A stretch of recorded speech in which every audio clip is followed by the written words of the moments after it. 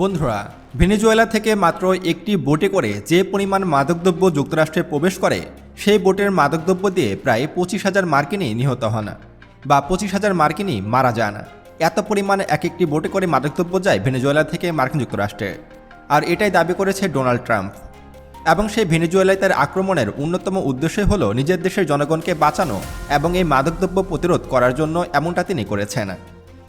যুক্তরাষ্ট্রের প্রেসিডেন্ট বড় কিছু লুকাচ্ছেন এবং তার দাবি যে সত্য নয় সেটা কিন্তু যুক্তরাষ্ট্রের যে প্রেসিডেন্সিয়াল ডিটারমিনেশন বা ফিজিক্যাল এয়ারের প্রতিবেদন রয়েছে তা প্রমাণ করে দেয়। ডোনাল্ড ট্রাম্প এখানে বড় কিছু গোপন করেছেন। 2025 সালের সর্বশেষ প্রতিবেদন অনুযায়ী যুক্তরাষ্ট্রের ভিতরে 23টি দেশ থেকে মেজর বিভিন্ন ধরনের মাদকদ্রব্য এসেছে, যেখানে 1 নম্বরে রয়েছে মেক্সিকো। অর্থাৎ মেক্সিকো থেকে যুক্তরাষ্ট্রের ভিতরে সব থেকে বেশি মাদকদ্রব্য পাচার হয়। আর মেক্সিকো যেহেতু যুক্তরাষ্ট্রের পার্শ্ববর্তী দেশ এবং সীমান্তবর্তী দেশ, তাই সেই দেশ থেকে সব থেকে বেশি মাদকদ্রব্য যুক্তরাষ্ট্রের ভিতরে পৌঁছায়। এবং দ্বিতীয় অবস্থানে চিহ্নিত করা হয়েছে চীনকে, কারণ এমন কিছু মাদকদ্রব্য আমেরিকায় শনাক্ত করা হয়েছে যেগুলো তৈরির জন্য যেসব কাঁচামাল বা কেমিক্যাল প্রয়োজন সেগুলো চীন থেকে আসে। তাই যুক্তরাষ্ট্রের ভিতরে যে সকল দেশ থেকে সব থেকে বেশি মাদকদ্রব্য যায় সেই দেশগুলোর মধ্যে রয়েছে দ্বিতীয় অবস্থানে চীন, এবং চীনের পরে 3 নম্বরে রয়েছে কলম্বিয়া। আর কলম্বিয়া হলো কোকেনের প্রধান উৎপাদক। এরপর রয়েছে আফগানিস্তান, যেখান থেকে আফিম ও অন্যান্য যেসব মাদকদ্রব্য রয়েছে সেগুলো আসে। এবং একবারে শেষের দিকে রয়েছে ভেনেজুয়েলার অবস্থান। এখন প্রশ্ন হলো, প্রথম দিককার দেশগুলোর উপরে আক্রমণ না করে কেন শেষ দিকের দেশগুলো অর্থাৎ ভেনেজুয়েলায় কেন আক্রমণ করলো মার্কিন যুক্তরাষ্ট্র? এর মূল উদ্দেশ্য কি? আসলে এর মূল উদ্দেশ্যই হলো ভেনেজুয়েলায় মজুতকৃত বিপুল পরিমাণে গোল্ড এবং জ্বালানি তেলের খনি তা দখল করা। মার্কিন যুক্তরাষ্ট্র মূলত ভেনেজুয়েলায় থাকা গোল্ডের খনি এবং জ্বালানি তেলের খনি দখলের জন্যই এই কাজটি করেছে। আর এটি ইরানে হামলা করার জন্য খুবই গুরুত্বপূর্ণ, যেটা ডোনাল্ড ট্রাম্পও তার ভাষায় পরিষ্কার করেছেন। ভেনেজুয়েলায় আক্রমণ শুধু মাদকের ক্ষমতার পরিবর্তন নয়, এই ভেনেজুয়েলাকে কন্ট্রোল করা এবং যতক্ষণ পর্যন্ত যুক্তরাষ্ট্রের অনুসারী ভেনেজুয়েলার পরিস্থিতি ঠিক না হবে এই ভেনেজুয়েলা চালাবে যুক্তরাষ্ট্র। তিনি সরাসরি এই ঘোষণা দিয়েছেন। অর্থাৎ যতদিন পর্যন্ত যুক্তরাষ্ট্রের কোম্পানিগুলো ভেনেজুয়েলার তেলক্ষেত্র নিয়ন্ত্রণে না নেবে এবং তাদের শক্তিশালী উপস্থিতি না থাকবে, ততদিন পর্যন্ত যুক্তরাষ্ট্র ভেনেজুয়েলা নিয়ন্ত্রণ করবে। এই ঘোষণার পরপরই ইরান সর্বোচ্চ সতর্ক অবস্থায় রয়েছে, কারণ ভেনেজুয়েলার প্রধানমন্ত্রী মাদুরোর পরেই আমেরিকার দ্বিতীয় টার্গেটে রয়েছে ইরানের সর্বোচ্চ ধর্মীয় নেতা আয়াতুল্লাহ আলী খামেনি। এ কারণে ইরান সর্বোচ্চ সতর্ক অবস্থায় রয়েছে এবং তাদের বাহিনীর ভিতরে তার সর্বোচ্চ অ্যালার্ট জারি করেছে। যে কোনো মুহূর্তে ইস্যুটিকে কেন্দ্র করে ইরানে হামলা হতে পারে, এবং তারা বলছেন ভেনেজুয়েলায় আক্রমণ ইরানে আক্রমণের যে চেইন অংশ তারই একটি বড় ধাপ বা ইরানে হামলার পূর্ব প্রস্তুতি। প্রশ্ন হচ্ছে যে ভেনেজুয়েলায় আক্রমণ করে ভেনেজুয়েলা দখল করা ইরানে আক্রমণের ক্ষেত্রে যুক্তরাষ্ট্রের জন্য কেন গুরুত্বপূর্ণ এবং ইরানের এইখান থেকে কি শিক্ষা নেবার আছে, এবং আমেরিকা চাইলে ইরানের সর্বোচ্চ ধর্মীয় নেতা আয়াতুল্লাহ আলী খামেনিকেও মাদুরোর মতো মাত্র কয়েক ঘন্টায় গ্রেপ্তার করে নিয়ে যেতে পারবে কিনা সে সম্পর্কে বিস্তারিত আলোচনা করা হবে সায়েন্স বিডির আজকের ভিডিওটিতে। এবং সেই সাথে এবার ভেনেজুয়েলায় পৌঁছালো চীনা সেনাবাহিনী এবং তারা সরাসরি মার্কিন যুক্তরাষ্ট্রের বিরুদ্ধে যুদ্ধে অংশগ্রহণ করবে সে সম্পর্কেও বিস্তারিত আলোচনা করা হবে আজকের ভিডিওটিতে। তাই আজকের এই ভিডিওটি অনেক বেশি গুরুত্বপূর্ণ ও ইনফরমেটিভ হতে চলেছে, তাই ভিডিওটি মনোযোগ সহকারে একদম শেষ পর্যন্ত দেখতে থাকুন। তো চলুন শুরু করা যাক। বন্ধুরা, আন্তর্জাতিক হিসাব অনুসারে বর্তমানে প্রতিদিন পৃথিবীর প্রায় সকল দেশ মিলে 106 মিলিয়ন ব্যারেল জ্বালানি তেল উৎপাদন করে, যেখানে স্থানীয় চাহিদা পূরণ করে পৃথিবীর সকল দেশ প্রতিদিন প্রায় 48 মিলিয়ন ব্যারেল জ্বালানি তেল বিশ্ববাজারে রপ্তানি করে, যার বেশিরভাগই রপ্তানি করা হয় সমুদ্রপথে এবং বাকিগুলো করা হয় পাইপলাইনে। এখন এই যে বিশ্ববাজারে প্রতিদিন 48 মিলিয়ন ব্যারেল জ্বালানি তেল রপ্তানি করা হয়, এর প্রায় 30 থেকে 40% নিয়ন্ত্রণ করে উপসাগরীয় দেশগুলো, যেমন সংযুক্ত আরব আমিরাত, সৌদি আরব, ইরাক, কুয়েত, ইরান এই সকল দেশগুলো। এবং সৌদি আরবের মতো দেশ একাই রপ্তানি করে 7 মিলিয়ন ব্যারেল তেল, কারণ সৌদি আরব তেল রপ্তানিকারক প্রধান একটি দেশ এবং সৌদি আরব পৃথিবীর অধিকাংশ তেলের চাহিদাই পূরণ করে থাকে। এবং সৌদি আরবের পরে পরবর্তী তেল রপ্তানিকারক দেশ হলো ইরান। ইরান প্রতিদিন প্রায় 3 মিলিয়ন ব্যারেল জ্বালানি তেল রপ্তানি করে থাকে এবং অন্যান্য দেশ বাকি অংশ তেলগুলো রপ্তানি করে থাকে। এখন মধ্যপ্রাচ্যের এই দেশগুলোতে যখনই কোনো সংঘর্ষ হবে, এই 40% জ্বালানি তেলের যে প্রবাহ সেটা প্রতিদিন প্রায় 20 মিলিয়ন ব্যারেলে নেমে আসবে এবং সেটা বন্ধও হয়ে যেতে পারে। অর্থাৎ মধ্যপ্রাচ্যে কোনো যুদ্ধ মানে তেল সরবরাহ সম্পূর্ণ বন্ধ হয়ে যাবে পুরো বিশ্বব্যাপী।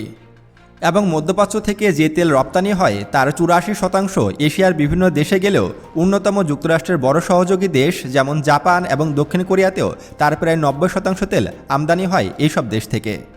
এমনকি ইউরোপের মতো দেশও রাশিয়ার বিকল্প হিসাবে বর্তমানে তাদের মোট জ্বালানি তেলের অন্ততপক্ষে 14 থেকে 20% এই মধ্যপ্রাচ্যের দেশগুলোর উপরে নির্ভরশীল। এখন জাপান, দক্ষিণ কোরিয়া, চীন বা ভারতের মতো বড় জ্বালানি তেলের আমদানির বাজারের কথা না হয় বাদই দিলাম, যখন মধ্যপ্রাচ্যে যুদ্ধ শুরু হবে তখন ইউরোপের বাজারেও কিন্তু এর প্রভাব পড়বে। সুতরাং ইউরোপের বাজারে সাপ্লাই চেইন যদি অব্যাহত রাখা না হয় তাহলে যুক্তরাষ্ট্র ইরানের বিরুদ্ধে বড় ধরনের হামলা করে বেশি দিন কন্টিনিউ করতে পারবে না এবং ইউরোপের কোনো শক্তিশালী সহযোগিতাও পাবে না। এখন ইউরোপের প্রতিদিন যে 4 থেকে 5 মিলিয়ন ব্যারেল জ্বালানি তেলের অতিরিক্ত চাহিদা রয়েছে সেটা এই মধ্যপ্রাচ্য থেকে যায়।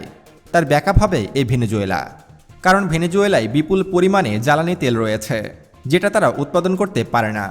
তবে যুক্তরাষ্ট্রের কোম্পানিগুলো যোগদান করেই এর উৎপাদন দ্রুত বৃদ্ধি করতে পারবে। বন্ধুরা দেখুন, হিসাব বলছে বর্তমান পৃথিবীর সর্বোচ্চ 307 বিলিয়ন ব্যারেল জ্বালানি তেল ভেনেজুয়েলায় রয়েছে, যেটা সৌদি আরবের থেকেও অনেক বেশি। কারণ সৌদি আরবে রয়েছে 280 থেকে 284 বিলিয়ন ব্যারেল তেল, তার থেকেও বেশি তেল রয়েছে বর্তমানে ভেনেজুয়েলায়। মানে ভেনেজুয়েলা বিশ্ব পরিস্থিতি নিয়ন্ত্রণ, ইউরোপকে নিয়ন্ত্রণ এবং যুক্তরাষ্ট্রের ডলারের কৃত্রিম চাহিদা অব্যাহত রাখার জন্য একটি বড় গোল্ড মাইন বা স্বর্ণের খনি হিসাবে কাজ করবে।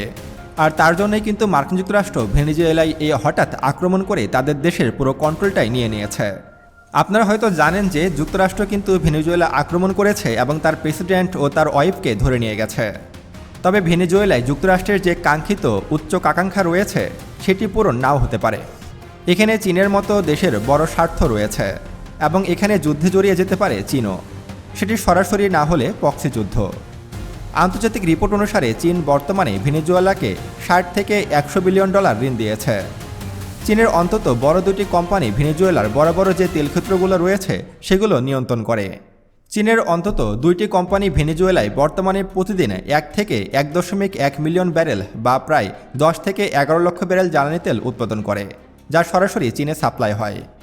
আর ভেনেজুয়েলায় এই ধরনের কন্ট্রোল করা বা হামলা করা চীনের জ্বালানি সাপ্লাইয়ের ওপরে বড় আঘাত এনেছে। সুতরাং এই জ্বালানি সেক্টরগুলো নিয়ন্ত্রণ নেওয়ার জন্য বা যুক্তরাষ্ট্রের কোম্পানির প্রবেশ করার জন্য চীনের কোম্পানিগুলোকে বিদায় করতে হবে বা চীনের সঙ্গে একটি শক্তিশালী প্রক্সি লড়াই লড়তে হবে, যা একটা বিপজ্জনক বিষয়। কারণ চীনও কিন্তু কম নয়, চীনও মার্কিন যুক্তরাষ্ট্রের পরে দ্বিতীয় পরাশক্তি এবং বর্তমানে কোনো ক্ষেত্রে চীন মার্কিন যুক্তরাষ্ট্রের থেকেও অনেক বেশি এগিয়ে রয়েছে। এবং চীন তার জ্বালানি নিরাপত্তার অনুসারে যখনই কোনো দেশের সাথে চুক্তি করে সেখানে পরিষ্কারভাবে লেখা থাকে যে সে তার বিনিয়োগ নিশ্চিত করার জন্য বা বিনিয়োগের নিরাপত্তার জন্য সেনাবাহিনী প্রেরণ করতে পারবে বা সামরিক পদক্ষেপও নিতে পারবে। এখন ভেনেজুয়েলায় তার এই খনিগুলোর ওপর এখন পর্যন্ত যুক্তরাষ্ট্র কোনো হামলা করেনি, অর্থাৎ যেসব খনিগুলোতে চীন নিয়ন্ত্রণ করছে সেসব খনিগুলোতে এখনও পর্যন্ত মার্কিন যুক্তরাষ্ট্র কোনো হামলা করেনি এবং সেখানে কোনো ধরনের সৈন্য মুভমেন্টের কথাও দৃশ্যমান হয়নি। আর এখানে বিষয়গুলো অত্যন্ত জটিল। যুক্তরাষ্ট্রকে আকাশপথে মোকাবেলা করা অনেক কঠিন। ভেনেজুয়েলার আকাশ প্রতিরক্ষা ব্যবস্থা এবং তাদের যুদ্ধবিমানের অবস্থা খুবই খারাপ। যেহেতু ঘাঁটিগুলোকে ধ্বংস করে দেওয়া হয়েছে, তবে ভেনেজুয়েলার হাজার হাজার মিলিশিয়া বাহিনী রয়েছে যেগুলো চীন তার স্বার্থে ব্যবহার করতে পারে এবং ভেনেজুয়েলার সেনাবাহিনীও কিন্তু ব্যাপক শক্তিশালী। আকাশপথে ভেনেজুয়েলাকে আক্রমণ করা গেলেও সম্মুখ যুদ্ধে ভেনেজুয়েলাকে পরাজিত করা এত সহজ হবে না মার্কিন যুক্তরাষ্ট্রের পক্ষ থেকে। মার্কিন যুক্তরাষ্ট্র যদি ভেনেজুয়েলা থেকে তেলের খনি থেকে তেল উৎপাদনের চেষ্টা করে তাহলে সেগুলো নিরাপত্তা দেওয়ার দরকার আছে। ইতিহাস সাক্ষী দেয় যে যুক্তরাষ্ট্র যে দেশে হামলা করেছে সেই দেশ থেকে বিপুল পরিমাণে জ্বালানি তেল বা খনিজ সম্পদ লুটপাট করতে পারেনি। কারণ যুক্তরাষ্ট্র যে আশা নিয়ে সেসব দেশে হামলা করেছে, যেমন আফগানিস্তানে হামলা করেছিল, কিন্তু যুক্তরাষ্ট্র সেখানে তার কাঙ্ক্ষিত স্বপ্ন পূরণ করতে পারেনি। ঠিক এমনটাই ঘটতে চলেছে ভেনেজুয়েলার ক্ষেত্রেও।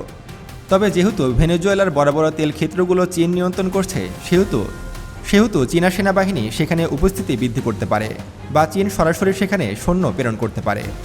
তখন সেটি কিন্তু আর ভেনেজুয়েলা বনাম মার্কিন যুক্তরাষ্ট্রের যুদ্ধে সীমাবদ্ধ থাকবে না, সেটি হবে চীন বনাম আমেরিকার যুদ্ধ। আর এমনটা ঘটলে আমেরিকার জন্য বিপদ আসন্ন।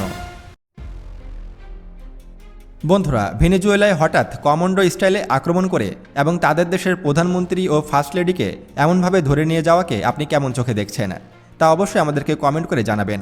এবং এমন আরও ভিডিও পেতে এখনই আমাদের চ্যানেল সায়েন্স বিডিকে সাবস্ক্রাইব করুন এবং পাশে আসা বেল বাটনে ক্লিক করুন। তো দেখা হচ্ছে পরবর্তী ভিডিওতে। ততক্ষণ পর্যন্ত সুস্থ থাকবেন, ভালো থাকবেন। আল্লাহ হাফেজ।